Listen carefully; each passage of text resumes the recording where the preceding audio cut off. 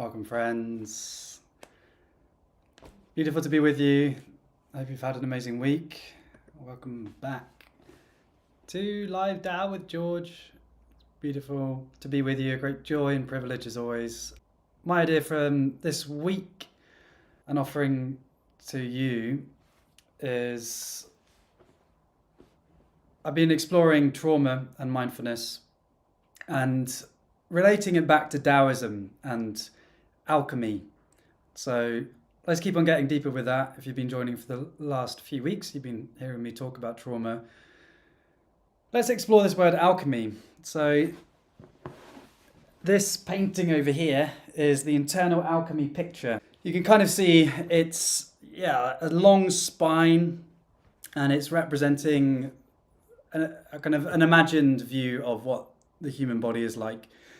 And particularly, the spine as the transfer of energy of chi. And so we're exploring this word alchemy, and this is the internal alchemy picture. And you could say really all of the practices in Taoism is to empower ourselves to do internal alchemy, to transform our energy into something that serves us. And for the Taoists, for a lot of the kind of cultivation of meditation and Tai Chi and Qigong and making potions with herbs, their aim was to become an immortal, to transcend this physical form, or to lengthen this physical form so much that you kind of just then dissipate into the ether as an immortal. And all of us have an immense potential latent within us for not only longevity, but balance and harmony and wisdom. And we can look at the word alchemy not in a necessarily woo-woo sense or needing to get too mystical about it. What is alchemy? Old school alchemy is transmutation. And in the West, we got particularly obsessed with trying to transmute stuff into gold.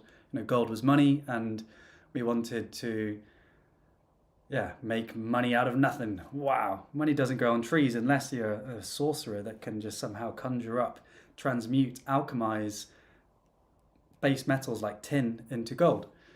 So transmutation, that's what alchemy is, the transforming of something that is less valuable into something that is more valuable. So we can apply these ideas of alchemy to our lives without it needing to get too esoteric. And what we've been exploring in many of our practices is that all that arises for you, everything today, all of the resistance, frustration, anger, anxiety, sadness, all of it is energy to work with. It's all offerings from the universe for your practice to alchemize, to transmute into something that serves you.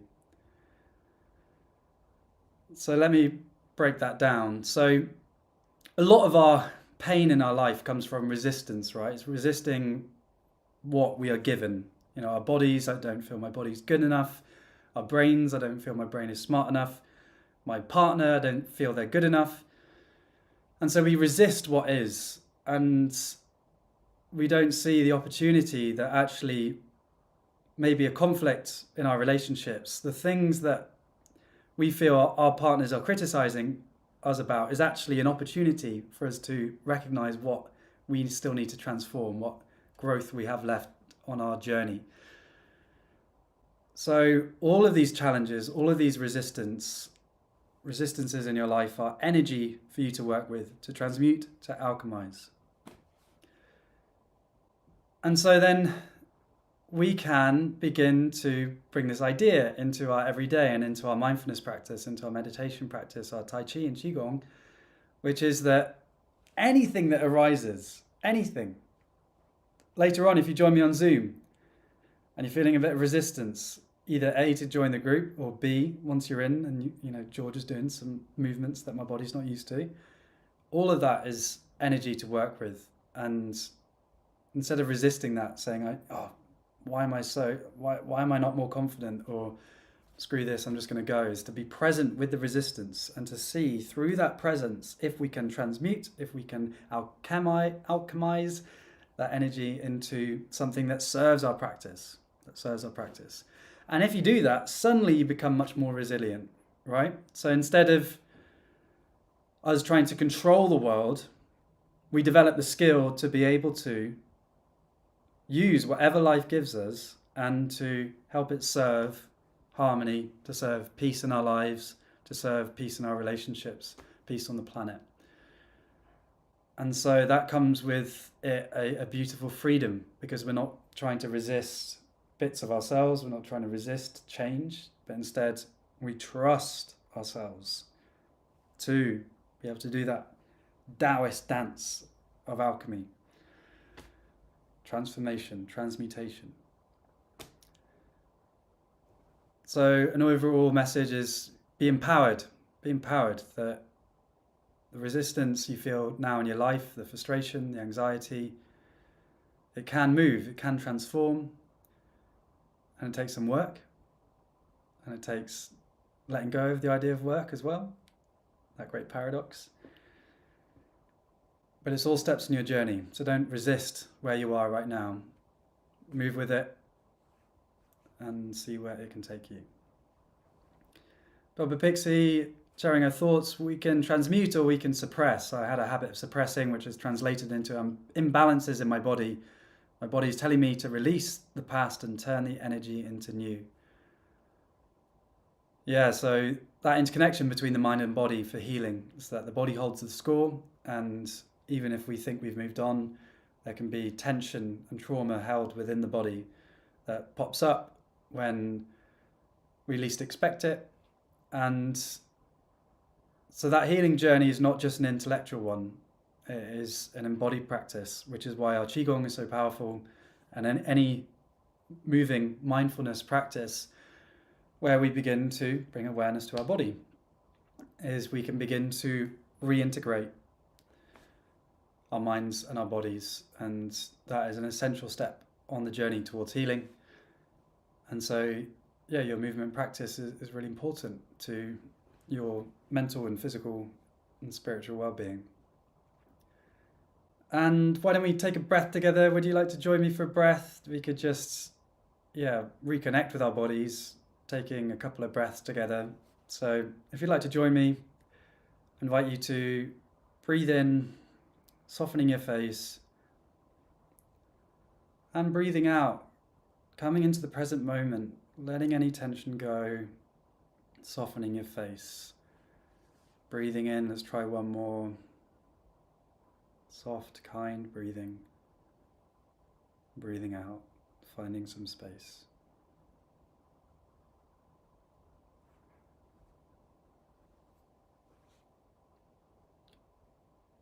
Again, this beautiful practice of the single breath. Continue to invite you every week to bring this into your everyday, throughout the day. You notice you're lost in tension, or maybe you're disconnected from your body, take a breath, come back. Powerful practice. Luke from the UK, trying to meditate after a long day of work and working out, getting a little sleepy. I kept falling asleep. Any advice? So the Buddha talks about some of the blockages that get in the way of our meditation practice and our journey. So sleepiness is one of them. Doubt in ourselves or doubt in the practice is another one. And there's a couple of others, self-criticism and other blockages. Sleep and feeling drowsy in meditation can be a big blockage to our practice. So you've got a few options. You could try in the morning, 5 minutes. It could be a shorter practice in the morning, but just still trying to bookend your day with a couple of minutes, 5 minutes, 10 minutes of mindfulness, and ending your day. A couple of minutes, 2 minutes, 5 minutes, 10 minutes of mindfulness, breathing, slowing your breath down, having your meditation practice. That's really powerful if you can do either side. And then if you are falling asleep in your meditation, then maybe standing up, and you could do some standing meditation, or you could do some Qigong. There is a benefit to stillness that you get. There is a benefit to seated practice that you get, which is stillness. And so I do invite you to keep coming back to your seated practice, even though for most of us that's where the most resistance comes. Qigong is great because we're moving with our breath. It's an easier way to begin to find some space and some mindfulness. And if that's all that you feel resourced to do at the moment, great. Honouring that and trusting yourself, trusting your journey, that maybe that's enough for you right now. But seated practice does give you a clarity of the mind, a stillness, a way to really begin to understand the mysteries of your consciousness and to understand yourself more and your emotions and the fact that nothing's moving except your breath and your heartbeat and your thoughts. It's quite a lot moving, but less movement than doing some Qigong. That relative stillness gives you more clarity and can teach you a lot. So the invitation is to come back to your seated practice and to, again, like I was saying at the start with the alchemy, is, okay, tiredness is an energy happening right now. Can I transform this? And I feel that as a resistance to make me not want to practice. Okay, I'm just going to observe that resistance and not act upon that resistance and just watch it with kindness and see if it dissipates. Or if it is too much for you, then getting up, standing, trying and being flexible. So Amelia sharing some great thoughts on the necessary conditions for transformation. We can transform if the circumstances are right. Sometimes people stay in places where transformation is not manageable. So I think first we need to focus to get into the environment where it can be possible. Indeed, if we get a plant and say hi to some non-human consciousness, this plant has needs, right? It needs sunlight, it needs nutrients, and if it has what it needs, it can flourish.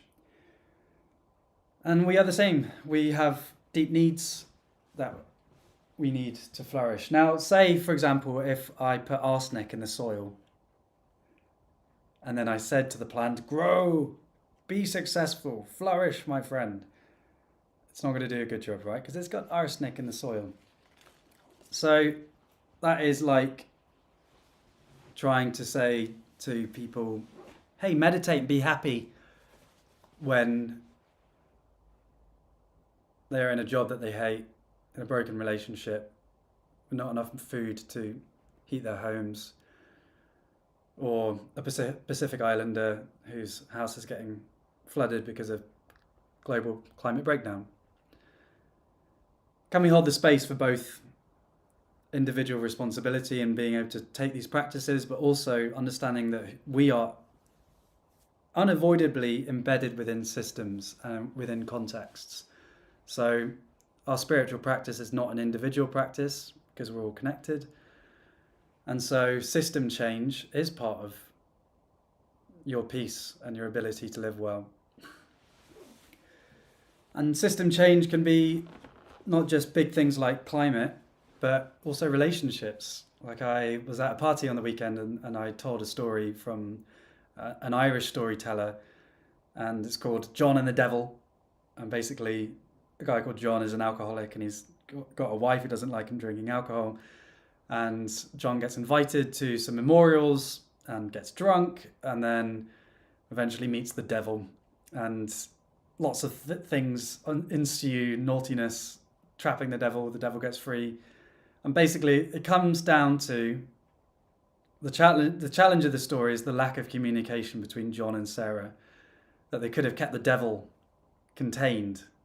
And, the devil's been causing so much mischief around the world, getting seagulls to poo on children and, doing lots of naughty things like that.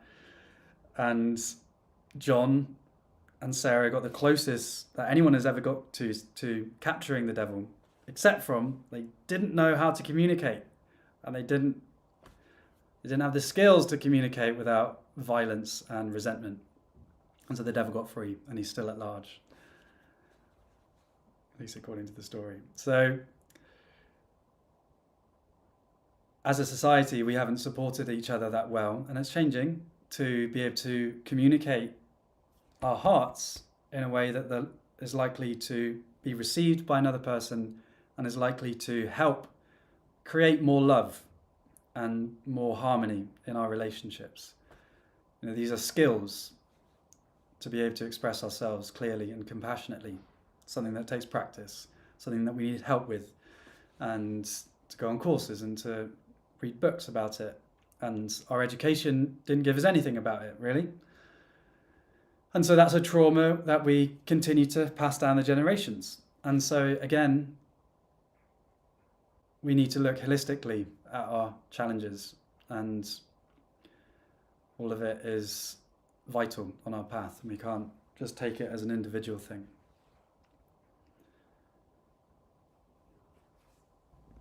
Yeah, Jarmelia adding good contributions. I think change of environment is half of the work. Changing friends that make you feel bad, changing the job that you feel stressed, changing it in a monologue. Yeah, and through that journey we learn about who we are, and begin to understand what's important for us.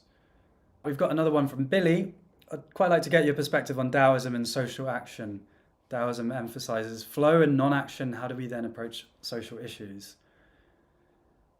Yeah, so this is building upon what we're talking about, Taoism and social issues and social change. So the Taoists have room for action. We know that you'll know about Wu Wei, and there's also a word that's less frequently used, which is Yu Wei. So Wu Wei is effortless action, non-action, and Yu Wei is effortful action. And so, these are opposites. Taoism often focuses on Wu Wei because our society is very much emphasized doing as the way to be successful and to live a good life, and working hard and putting lots of effort in. And the Taoists invited, actually, remember also non-action is available, that actually you can be supported without having to put in effort into your life, and you can live well without needing to try all the time. And in fact, that's really important. So the balance is essential. So action and acting without attachment, Yu Wei and Wu Wei. So that's one idea. So action is possible. Then let's go to another chapter where Lao Tzu in the Tao Te Ching talks about the use of weapons. So the Taoists are peace lovers, as you'll know, but they're not fully pacifist. In one chapter, Lao Tzu talks about how weapons are not the tools of the wise. They should only be used as last resorts. And when you win a battle, you should celebrate by putting on a funeral and mourning the dead. So weapons should only be used as a last resort. And if you do win, don't take glory in it. This is a tragedy that you had to go to war. So part of love is boundaries, right? Part of wisdom is knowing when to defend yourself, and not doing so because we have enemies or to try and eradicate other, but instead acknowledging that sometimes effort, force is needed to protect and to help love express itself. Like the heart itself has boundaries, right? It is a container, and although we are connected with our breath and in so many ways with the world outside of us, and so we are inseparable from it, nonetheless, the reality of this human incarnation is an embodied existence with borders. So love has borders, love has boundaries. So social change and Taoism.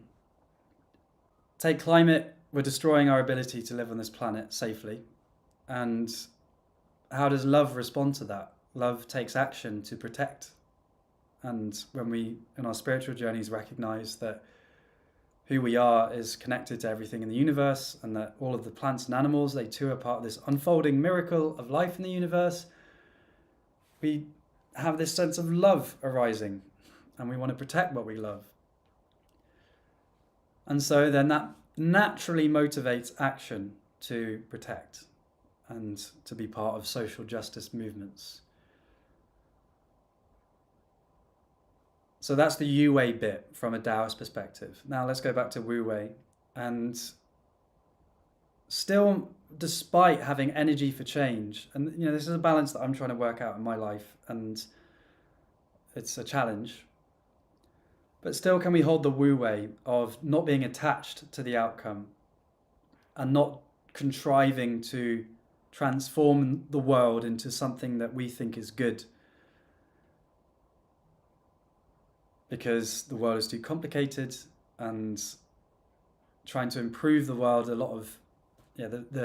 road to hell is paved with good intentions.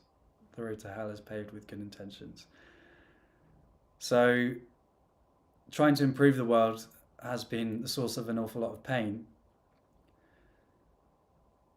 So Wu Wei invites a softness, an ease, a non-attachment, and to invite flow into that action, into that social change. And that's a paradox, right? We see that things are happening that are harming others and ourselves, and love has boundaries. Love motivates protection and action in service of something that you think is going to make the world better ultimately, which is going to create more love in the world. But can you have that action to not be contrived in intellectual ideas, but instead connect with your heart? Why am I doing this? And can you let love be the motivation instead of contrived action that Wu Wei tries to warn us against?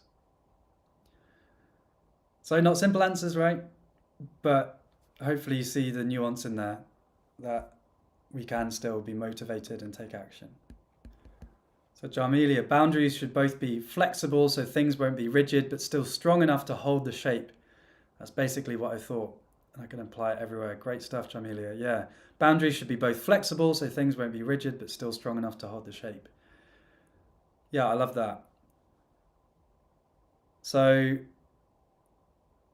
in our life, as we grow up, we run into pain and trauma, and when we try and be vulnerable, maybe we got hurt by someone, an early relationship, and so we armor our heart. And so that means that even when people that we do think we trust, we don't allow them to see into our heart, because that armor is so rigid that we don't let people through, even people that actually we could allow in. So armor is like a wall, boundaries is like a door. Boundaries are like a door. So boundaries is a flexible concept where if you do feel that you trust that person, you allow them in. And this is an art and a skill to be able to have the wisdom to be able to know when to hold the boundaries and keep the door shut, and then when to open the door and let people in. And that requires flexibility, right? On a moment by moment basis to be able to trust your intuition and develop that intuition, to be able to develop that skill. So yeah, flexibility, another key word in the Taoist practice. Softness, playfulness, flexibility. Boba Pixie, I grew up around an abusive family member. If I reacted, I was the bad guy, even if they attacked me. I had to learn when and how to respond while still maintaining compassion. It was one of the toughest things I'd ever have to learn, but extremely valuable. And I'm sorry that you had to grow up with that, and I'm sure that has been challenging for you. And again, acknowledging the collective trauma that we're going through, that abusive family member was once an innocent child, and what happened to that family member to lead to a situation where they will take out their own emotional insecurities on a young child like yourself, you growing up. So that doesn't legitimize the actions, but we can bring compassion to the person. So we can still hold boundaries for actions, but try and hold compassion for the person. And it's difficult if you do try and hold your boundaries and if people react, then that can be really hard for you to hold, and is often why we don't speak up for ourselves or express our needs, because we are scared of the consequences.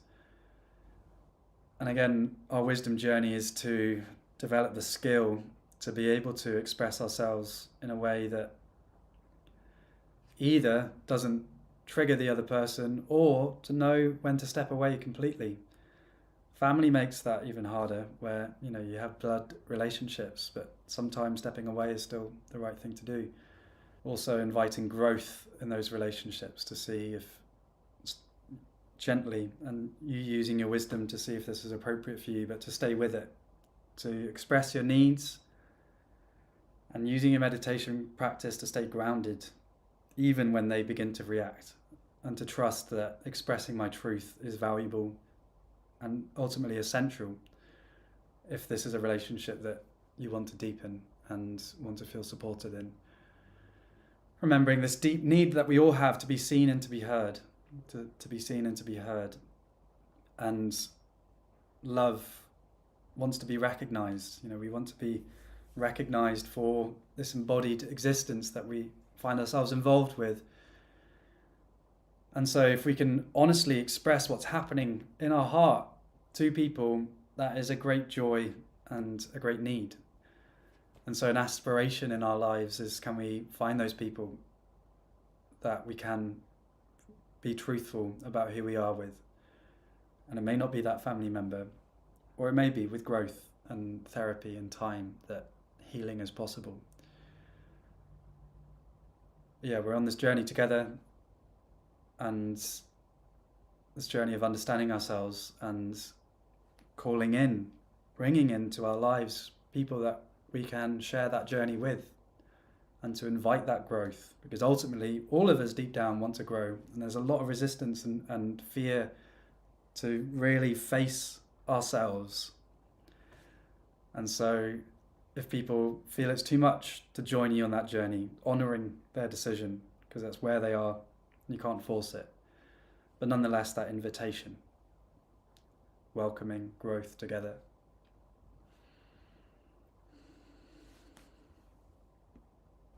Tom asks, how do you feel about Christianity from a Taoist perspective? So I've been thinking about Christianity a bit more. I think there's an importance to feel grounded to your own ancestors, to your own land, and to your spiritual roots in that land.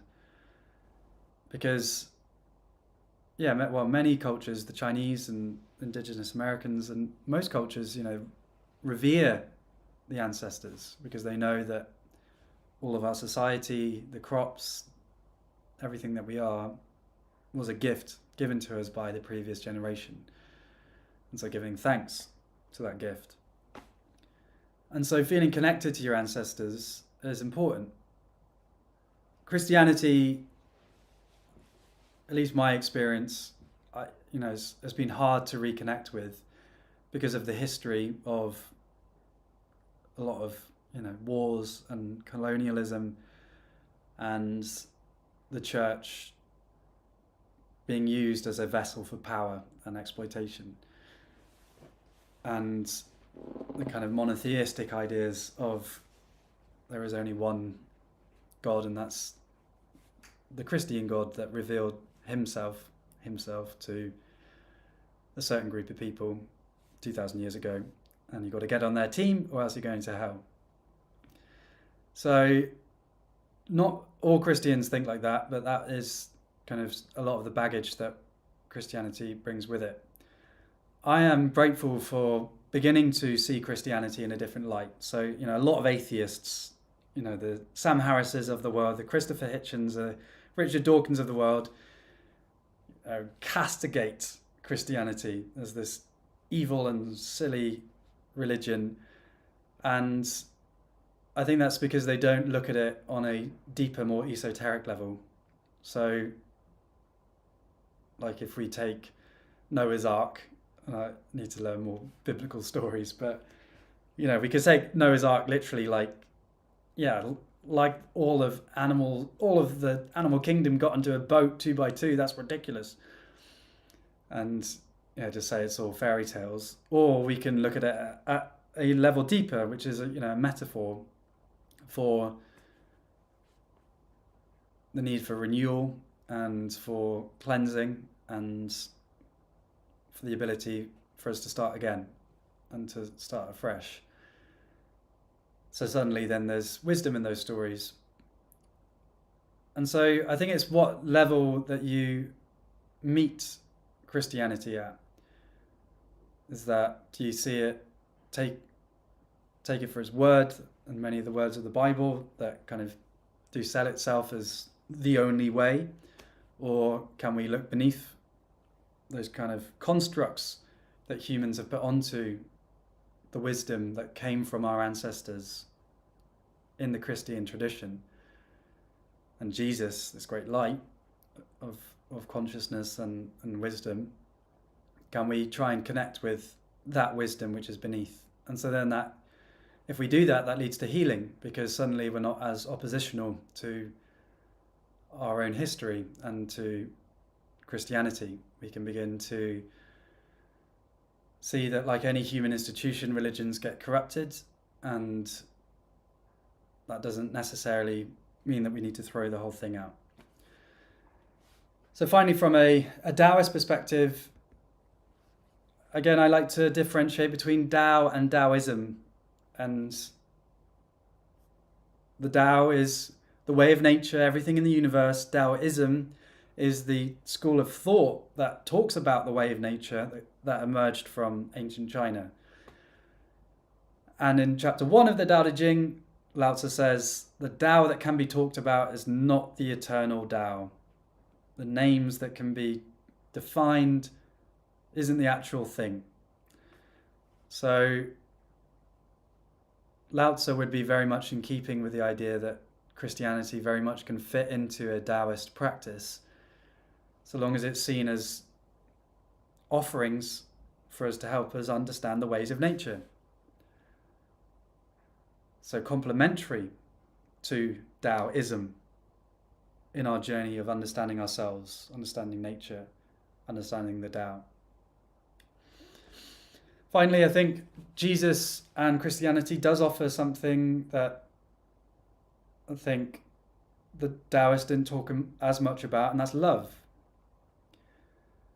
And so there is some talk about compassion in the Tao Te Ching, but love itself isn't really expanded upon. And Jesus is this example of self-sacrifice for love of life and of humanity, and for the belief in our healing.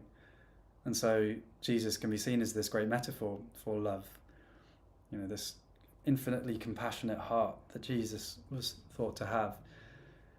And so I think that's a beautiful contribution to our understanding of ourselves and how to live well and how to live in peace.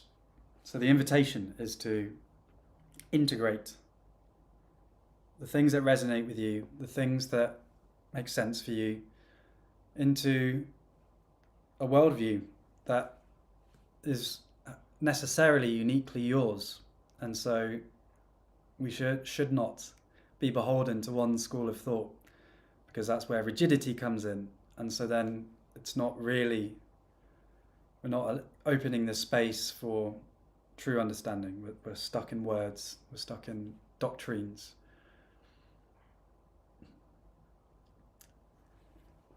Beautiful question. Thank you, Tom. As always, a great joy to be with you.